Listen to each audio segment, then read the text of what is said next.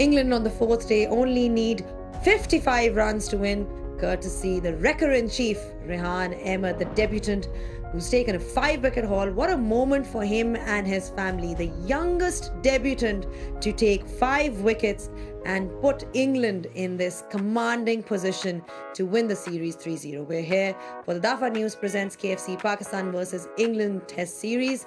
It's day 4 and we're live from National Bank Cricket Arena.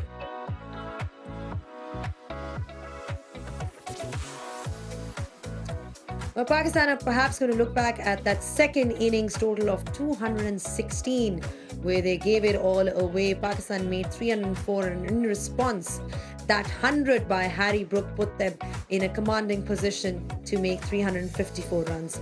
In the end, England are now 111 for 2, and they only require 55 runs to win. Hello and welcome to the Inverex Solar Energy Pitchside Show. Now, England are requiring 55 to win. Pakistan, of course, would be disappointed with this performance, but it is an opportunity for them to look back and reflect on what went wrong. I've been joined by Arooj Mumtaz and David Gower. Arooj, I think it's been a disappointing series for Pakistan overall, even in this test match. If you look at that second innings total, you'd perhaps think that there was a time when they could have perhaps had an advantage, but that's been the case throughout the series. They've thrown away any kind of advantage that has come their way. Absolutely. It's not just that particular moment. I think it's pretty much throughout the series. There were moments where Pakistan could have stamped that authority, take a little bit more control over the game. But throughout the series, if you just sort of look back, you won't find many moments where they were actually in control of the game or in command for a longer period of time.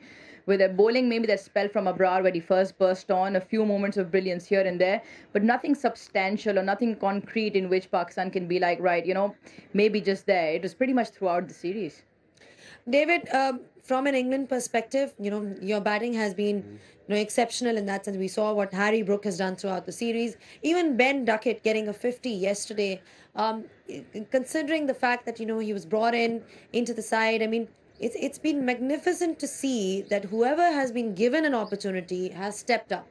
Yeah, it's very much the culture of this new regime. It's been in operation for less than a year. The results have been spectacular, both at home and here in Pakistan. I mean, this has been verging on unbelievable, actually, because we all know the history of teams coming to Pakistan. We know how hard it has been historically to win here. And for England to be on the verge of a clean sweep is absolutely outstanding. It reflects their attitude. It reflects this so-called fearlessness.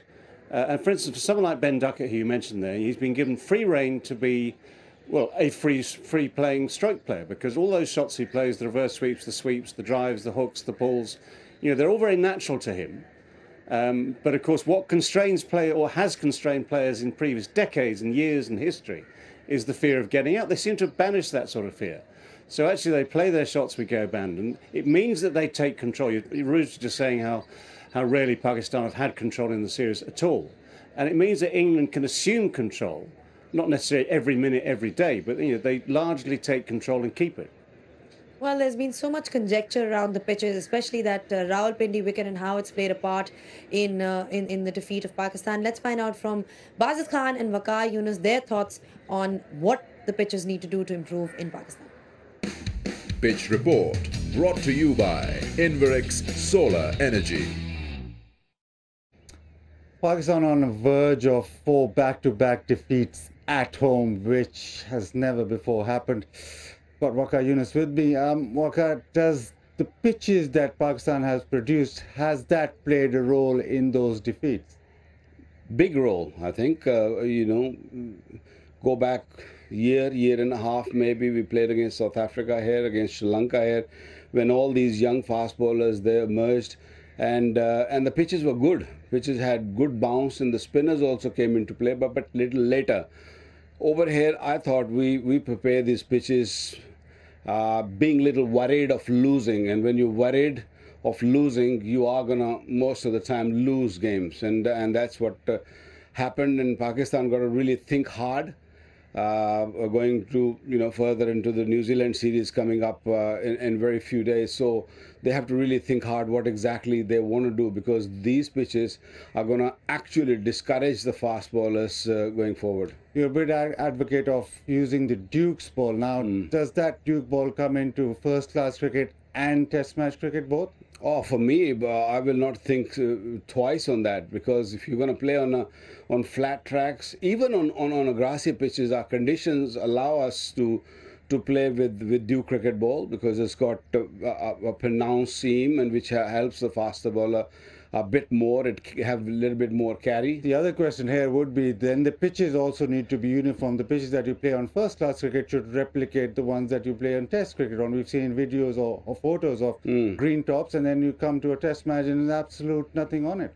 Well, that really shows the mindset of the management, of the captain, and to an extent the coach, the cricket board allows them to make pitches like that, because yes, you're right, in first class cricket pitches were good. That's why Muhammad Ali got wickets, and he was very, very upset that what he had in the first class, and he had to come and bowl on these pitches, and to those batsmen who are looking to play a different brand of cricket.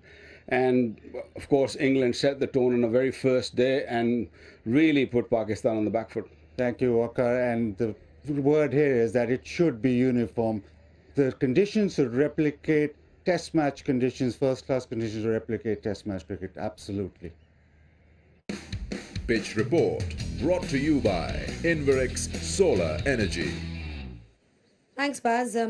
Interesting discussion between the two, Aruj. I mean, there has been so much debate around pitches. The first-class pitches are obviously not exactly the same what we've seen in these conditions. And someone like Muhammad Ali, you got to feel for that guy, because he's been brought in at the back of a domestic performance on green tops, and here he comes in. Plays at Pindi, which is an absolute belter. I mean, just want to know your thoughts on this particular aspect of the game. It wasn't just an interesting discussion. It was a very honest discussion. It was a discussion between two people who have played the game, have been involved in it, and we all see it. And my fear is this is the problem, which is right at the tip of the iceberg. That's what we see right now. There's a whole set of issues lying underneath, and because this is probably the worst Pakistan history, to lose Test series 3-0 at home, 4 back-to-back games, it's never happened before, and there are reasons behind it. You talk about fear of Muhammad Ali. I fear for his Test career now, because he's obviously been picked on performances where conditions favored him. We've neither prepared conditions, or we've neither sort of prepared surfaces to support our strengths, nor to sort of tackle with other players' weaknesses, the other team's weaknesses. So we're sort of stuck between a rock and a hard place, and it really, you sort of try and struggle and try and pick up what was Pakistan trying to do. Whether it went right or wrong or not, I just feel there was no real planning to what they wanted to achieve out of this, and that's why it is slightly more disappointing, and it hurts as a Pakistani, somebody who's played the game. You want your team to succeed, but there are some glaring issues that they really need to look at from the top all the way to the bottom. Right. So it's not just one issue. There are quite a few issues when you do lose 3-0. There's this term called soul searching. Soul searching is what's required with the Pakistan side. We'll take a short breather and we'll be back just in a bit.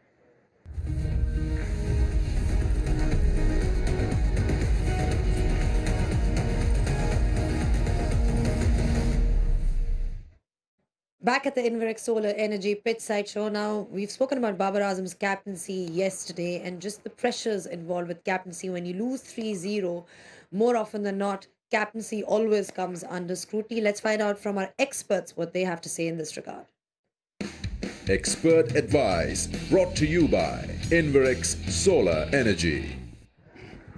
Aruj, it's been a tough outing for Babar Azam, the captain. Losing 3-0 is, of course, and never something that you want to achieve as a captain or have under, in the history books. But for Babar Azam in particular, you both have been captains in the game at some point of the. It almost seems as if it's affected his own performance, where we've seen a lot of soft dismissals, and that added pressure and added responsibility. What are your thoughts on this? It's only natural for your own performance to eventually get affected. Some are born leaders, and Ben Stokes, somebody screams out at you like a born leader. It comes so naturally to him. Babar is probably somebody who's learning on the job. And because I just feel because of his cricketing decisions on the field, it's almost like he almost has to push himself to take out of a box decision at times. And when that doesn't go to plan, let's not forget he's probably bowling with a very, very inexperienced bowling lineup. So that adds to the trouble. So even if he does want to put a stronger or an aggressive field position, if the bowler's not executing to the plan, it makes matters worse for him. But just as a nature, I think he needs to be a little bit more bold and aggressive. And it's okay to fail even if you're trying something. Till he doesn't try stuff, he won't know it's going to work.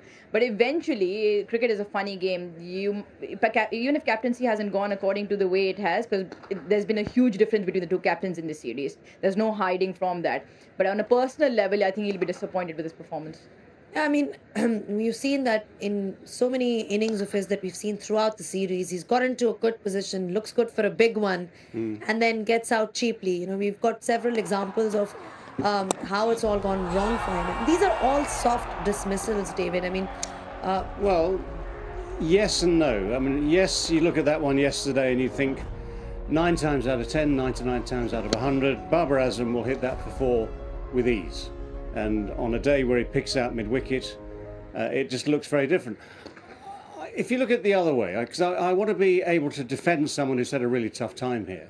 Look at it the other way, he's got runs. He hasn't got the big runs. For instance, in the first innings here, getting run out, that was a key moment in this game, because if Pakistan get 350 or more, they have more of a chance of keeping control of the game. When you run your captain out and your best batsman out, even by a millimetre or two, that changes things. I mean, I think entirely agree with Aruj on a lot of the captaincy issues.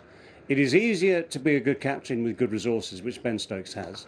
But Ben Stokes has had this imagination to do all those things that eventually get him wickets. Even in Pindi, that dead pitch of Pindi, suddenly they go short, they get a couple of little gloves down the leg side, they pick up wickets. Whereas Babar has been, I don't know, hamstrung, because I don't think he has the confidence or the resources necessarily to be quite so funky. right. And that shows. Yeah, right. You heard it from the experts about Babar Azam. That was expert advice for you.